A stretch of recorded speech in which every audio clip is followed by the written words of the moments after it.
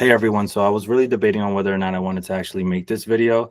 I know a lot of people that are in the AI space have debated this philosophically on whether or not it's a good idea to build these tools in-house and kind of keep it to yourself, or whether it's a good idea to, market it to other companies.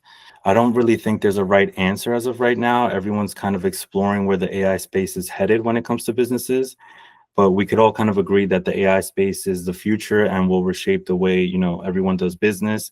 It's kind of hard to gauge where exactly you are in the space, whether you're early or whether you're late. So I kind of just wanted to show, some of the things that I've developed and kind of the implications that I think it's going to have for MCAs, merchant cash advance, finance, brokers, or even sales in general.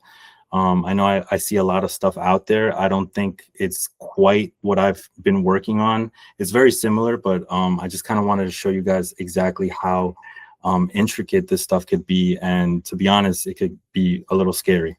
So I'm very big on imitating success. I have a lot of experience working with big brokerages. And I kind of think that where there's a recipe of success, you kind of got to follow that recipe, and then eventually you kind of develop your own style. I know there's plenty of workflows out there, but like I said, like I'm very big on imitating success.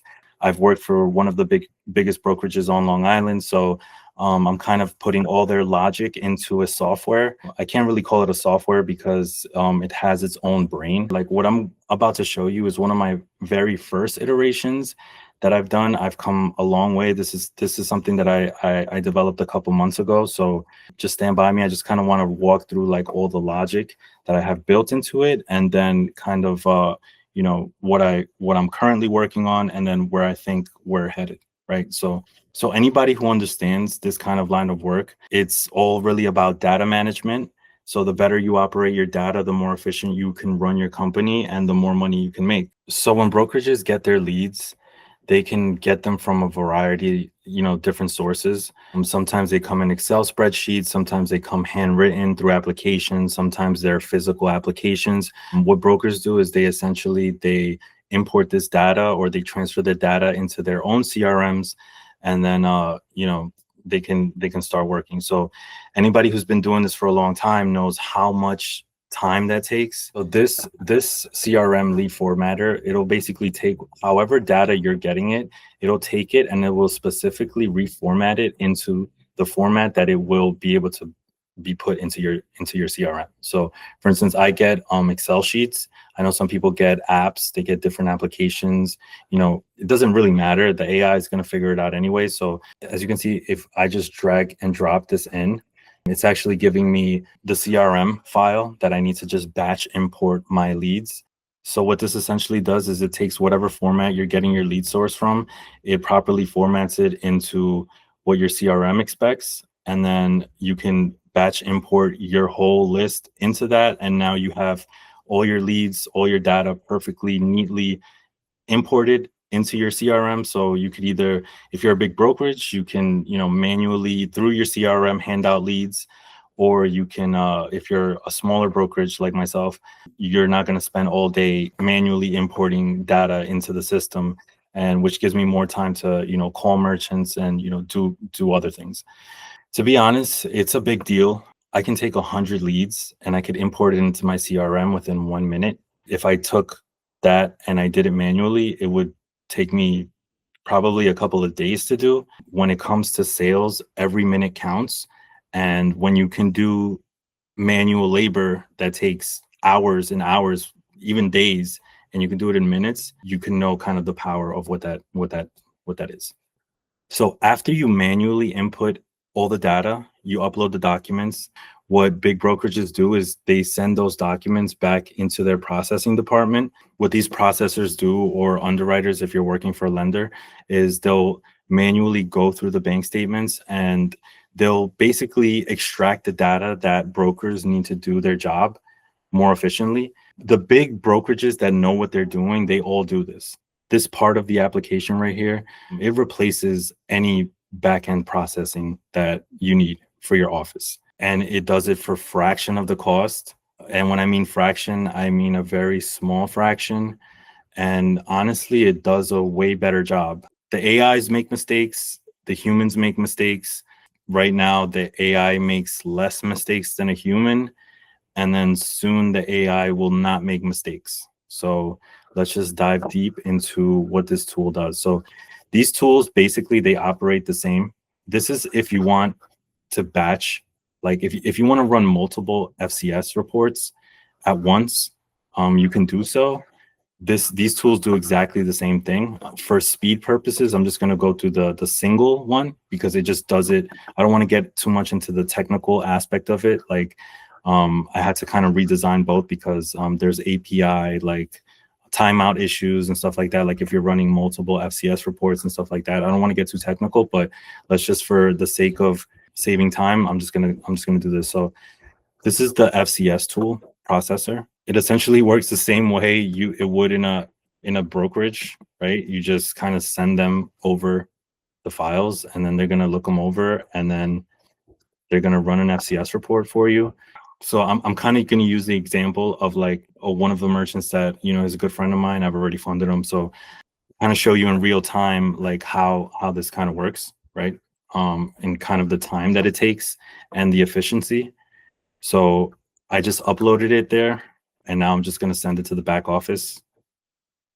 And then it's going to take like 2 minutes, right? It's going to take 2 minutes to give me a really, really well thought out FCS report, which in my opinion has been better than any human that I've worked with so far.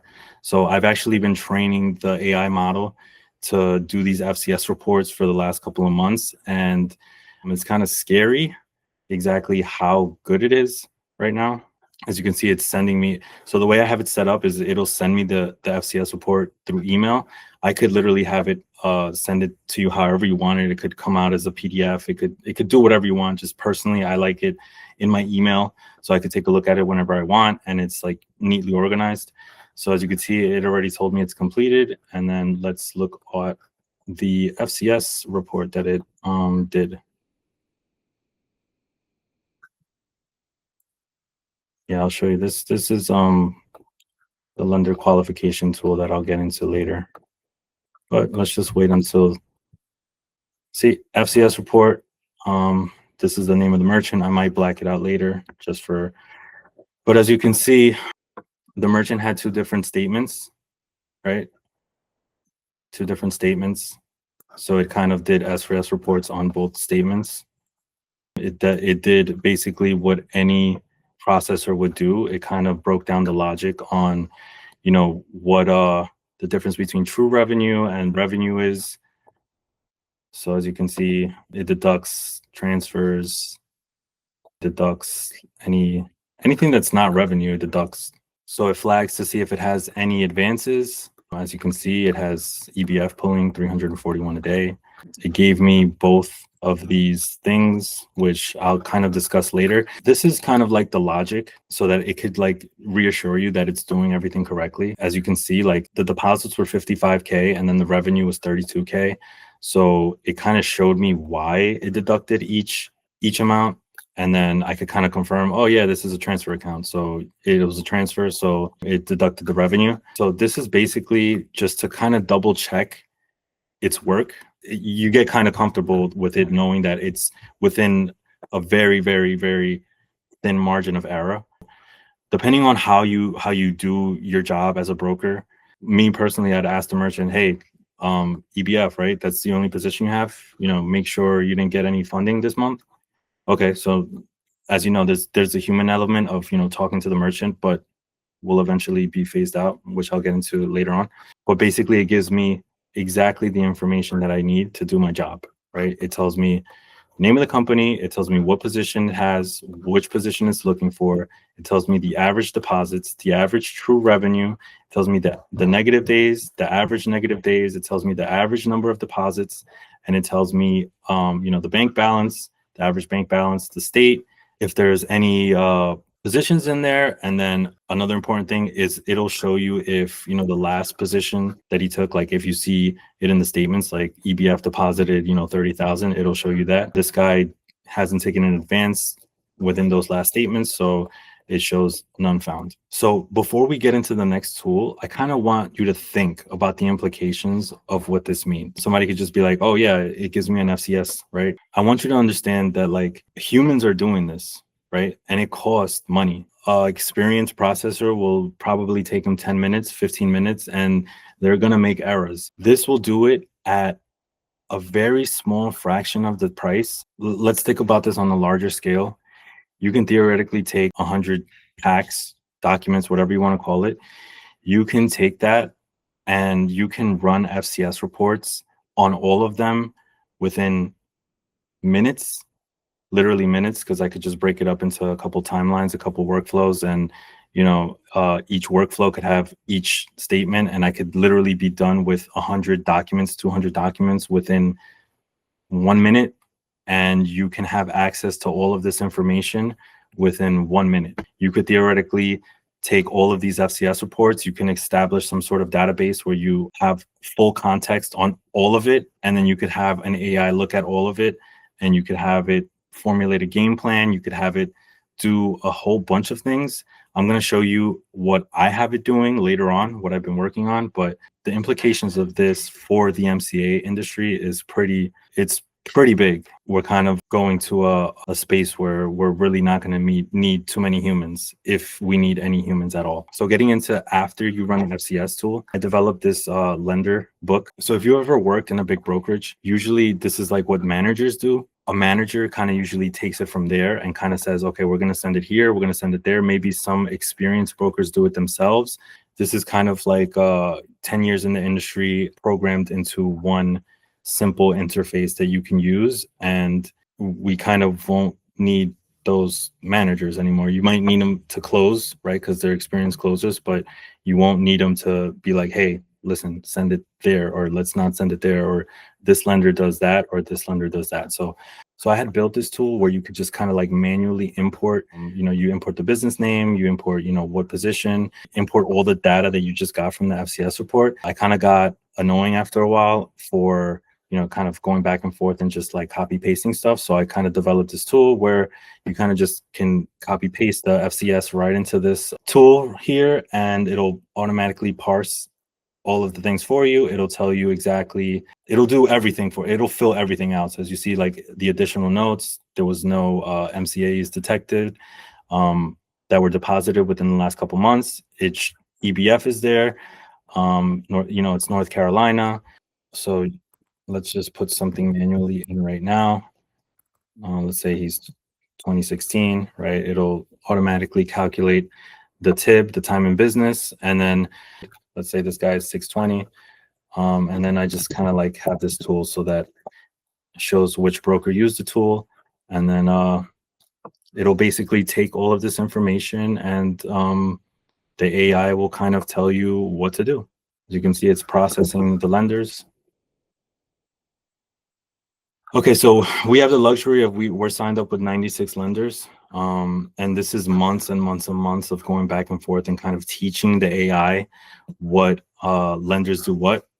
It monitors the emails. So as lenders kind of start changing their guidelines, it kind of switches it up.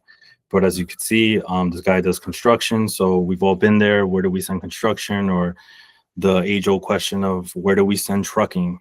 Right? Where do we send trucking? It's 10 years in this game. I'm always asking myself, where am I sending this trucking deal? Right? Never again. So it's a second position construction deal. It'll show you all the lenders that it qualifies for. I actually have this in tiers. You want to make sure that you're delicate with your information because it's sensitive information. You don't want anybody to steal it. You don't want anybody to, go backdoor. Like, you don't want to send it to lenders that don't want the deal, right? Because that costs them money. For instance, everybody knows Newport. They don't like sole props, right? Even though I have it there, but people forget, don't send Newport sole props because they get mad, and it costs them money to look at a file, and it costs them money to, write back in an email, don't send me this file, right? It'll show you, like, for instance, like Newport, they love construction. So this star right here, it means, they like construction, send it there. It's a priority, right? I have this in tiers. You could have it in whatever tier system you want. I do a lot of business with these tier A ones.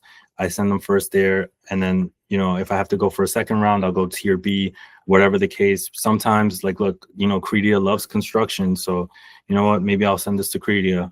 Maybe not. Knightsbridge, I'm not sure. You know, I don't want to get into Knightsbridge, but it'll show you exactly where to send it. And then it'll show you exactly where not to send it, right? So, for instance, Fundworks, they don't like construction unless it's HVAC, right?